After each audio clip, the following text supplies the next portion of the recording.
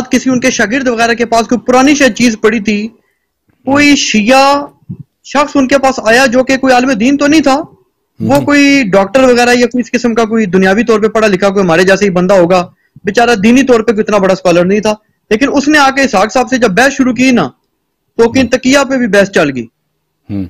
تو اس نے اسحاق صاحب کو کہا کہ ائمہ اہل بیت تقیہ کرتے تھے، تو اسحاق صاحب نے اس سے کہا کہ بھئی بات یہ ہے کہ تقیہ میں مانتا ہوں جائز ہے، بالکل کرنا بھی چاہیے، لیکن یہ تقیہ جائز ہے میرے جیسے بندے کے لیے.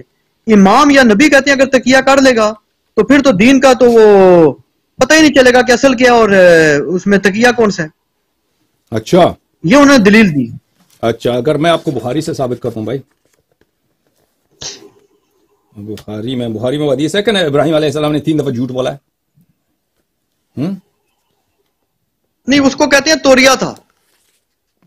تو ہم بھی نہیں کہتے کہ توریہ کیا ہوتا ہے. آپ ایک توریہ کیا ہوتا ہے؟ توریہ یہ ہوتا ہے کہ آپ الفاظ ظاہر کریں کچھ اور، مقصود کچھ اور لے لیں. توریہ تو یہی تو ہوتا ہے کہ اپنے اصلی مقاصد جو ہیں آپ اس کو چھپا دیں. توریہ وہی ہوتا ہے نا. سامنے والے کو کچھ بات بتاتے ہیں، دل میں کچھ اور نیت کرتے ہیں. توریہ وہی تو ہوتا ہے نا.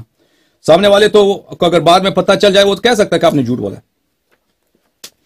لیکن اس میں جو نص الفاظ ہیں حدیث میں آپ کے وہ یہی ہے کہ نبی کہاں گیا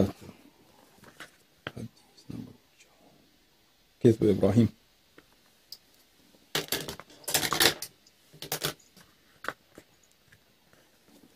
میں ابھی آپ کو دکھاتا ہوں.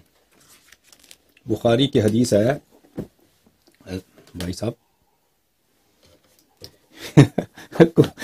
نبی کے لیے جی جائز. مولوی اسحاق صاحب کو بخاری کا نہیں معلوم؟ ملاحظہ فرمائی کتاب عزیزو، یہ کتاب ہے بخاری دارح التراث، صفحہ 597، حدیث نمبر 3357 قال رسول اللہ صلی اللہ علیہ وآلہ وسلم لم یکذب ابراہیم الا ثلاثا. ابراہیم علیہ السلام نبی جو پیغمبر ہیں انہوں نے 3 دفعہ جھوٹ بولے.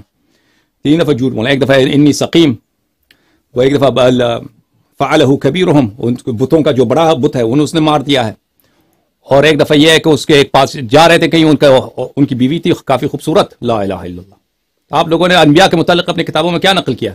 ایک بادشاہ تھا، اس کی بیوی پسند آئے تو بولا یہ کون ہے؟ بولا کہ یہ میری بہن ہے. کہا بھیج دو اس کو، بھیج دیا بادشاہ کے پاس. ٹھیک ہے نا. یہ اس کی اگلی حدیث ہے تفصیل کے ساتھ. اسی حدیث کے فوراً بعد جھوٹ کی تفصیل بھی ہے. ٹھیک ہے نا.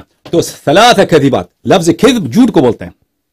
لفظ کذب جھوٹ کو بولتے ہیں. جب آپ کے اپنے مذہب میں ہے کہ ابراہیم علیہ السلام نے جھوٹ بولا ہے، جھوٹ بولا ہے، اور یہ بھی بولا اپنے عورت کو تقیہ کے طور پر، اپنی بولا یہ میری بہن ہے، پھر اس کو بادشاہ کے پاس بھیجا کیونکہ بادشاہ کو پسند آئے اس کی خوبصورتی.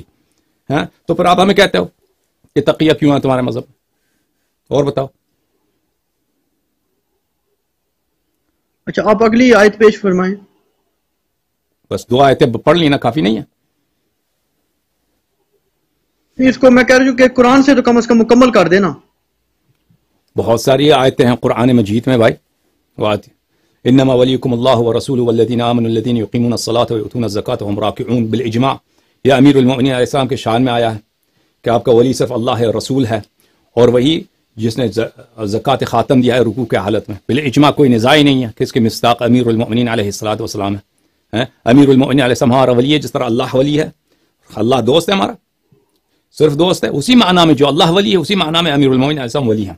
سرپرست، آقا، سید، قابل واجب الطاعہ، اسی معنی میں امیر المؤمنین علیہ السلام ہے. ٹھیک ہے نا. اور بولو. اس کی تفصیل بہت ہے، البتہ اگر ہم چاہیں تو اس موضوع پہ ابھی اب 3 گھنٹے بات ہوئی ہے نا بھائی صاحب، تفصیل بہت ہے. اور یہ جو حضرت ابراہیم علیہ السلام نے جو دعا مانگی تھی، بولو ربی جعلنی مقیم الصلاۃ ومن ذریتی، ہاں ربنا هب لنا من ازواجنا وذریاتنا. اچھا کیا آگے پڑھو نا، استدلال کامل کرو. میں کیا مانوں گا؟ پیش کرتے ہیں نا، یہ بھی آپ لوگ امامت میں پیش کرتے ہیں. نہیں یہ امامت ہے، لیکن یہ حضرت ابراہیم علیہ السلام کی دعا نہیں ہے. هب لنا من ازواجنا وذریاتنا قرۃ اعین وجعلنا رب اغفر لي ولوالدي ربنا هب لنا من ازواجنا ربنا هب لنا من ازواجنا وذرياتنا قرۃ اعین وجعلنا للمتقین اماما. اچھا للمتقین اماما، آگے بتاؤ. وجعلنا للمتقین اماما. جی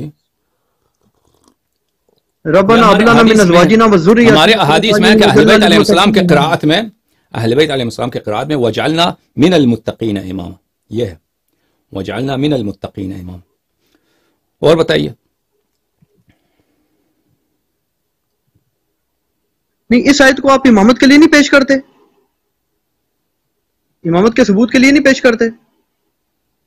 ربنا هب لنا من ازواجنا وذرياتنا قرة اعين واجعلنا من المتقين اماما. ابھی میرے ذہن میں نہیں ہے ابھی میں کہ اس کی اگر اس کے ذیل میں کوئی حدیث ہے وجعلنا من المتقين اماما للمتقين اماما، ابھی میرے ذہن میں نہیں. ہو سکتا ہے کوئی استدلال ہو اس کی ابھی، لیکن میرے نہیں. ہم نے تو سنا تھا نا کہ اہل تشیع یہ کہتے ہیں، ہم نے سنا تھا کہ اہل تشیع کہتے ہیں کہ یہ حضرت ابراہیم علیہ السلام نے جو دعا مانگی تھی نا اپنی اولاد میں امامت کی، تو ائمہ اہل بیت حضرت ابراہیم علیہ السلام کی اولاد میں سے وہ بھائی وجعل لي لسان صدق عليا وجعلنا لهم لسان صدق وجعلنا لهم لسان وجعل لي، حضرت ابراہیم علیہ السلام کی جو دعا ہے وجعل لي لسان صدق في الاخرين، کہ میرے لیے لسان صدق آخر الزمان میں آخری نسلوں میں دے دے. وہ حضرت ابراہیم، یہ حضرت ابراہیم علیہ السلام کی دعا نہیں ہے ربنا هب لنا من ازواجنا وذرياتنا قرة اعين، یہ آپ غلطی کر رہے ہیں. حضرت ابراہیم علیہ السلام کی جو دعا ہے وجعل لي لسان صدق في الاخرين، آئندہ نسلوں میں میرے لیے لسان صدق عطا کر. تو قرآن اس میں جواب اللہ کی وجعلنا لهم لسان صدق عليا، کہ ہم نے علی علیہ السلام کو ان کے لیے لسان صدق بنایا. علی علیہ السلام، مجھے اس میں کوئی شک نہیں ہے، شاید آپ بھول رہے ہیں، آپ ذرا چیک کریں. یہ بالکل میرے خیال میں یہ بات صحیح کہہ رہا ہوں. میرے خیال میں حضرت ابراہیم علیہ السلام کی یہ دعا ہے، اور یہ اس پہ میں نے غالباً انجینئر صاحب سے سوال بھی پوچھا تھا، تو انہوں نے غالباً یہ جواب دیا تھا کہ یہ دعا تو آپ آج بھی نماز میں مانگ سکتے ہیں. تو کیا آج آپ بھی محمد نعوذ باللہ مانگ رہے ہیں؟ یہ حضرت ابراہیم علیہ السلام کی دعا نہیں ہے بھائی. وجعل لي ربنا هب لنا من ازواجنا وذرياتنا قرة اعين واجعلنا للمتقين اماما. یہ ذرا قرآن میں کھول لیں، میرے خیال میں تو حضرت ابراہیم کی اثر ہی ہے. اچھی بات ہے، ابھی دیکھتے ہیں، ہو سکتا ہے مجھے غلطی ہے. مجھے تو جہاں تک یاد پڑ رہے انہیں کی ہے، اور یہ دلیل بھی پیش کی جاتی ہے، کیونکہ میں تو انٹرنیٹ پہ ویب سائٹس وغیرہ پڑھتا ہوں نا دونوں طرف کی، تو آپ کے لوگ یہ پیش کر رہے ہوتے ہیں نا. والذین یقولون ربنا هب لنا من ازواجنا وذرياتنا، نہیں یہ حضرت ابراہیم علیہ السلام کی نہیں ہے، یہ مومنین کا دعا ہے قرآن میں. والذین اذا ذکروا، بلے یہ وہ ان کی نہیں ہے، حضرت ابراہیم علیہ السلام کی دعا نہیں ہے قرآن میں. اچھی بات ہے میرے بھائی، آپ سے بہت خوشی ہوئی ہے.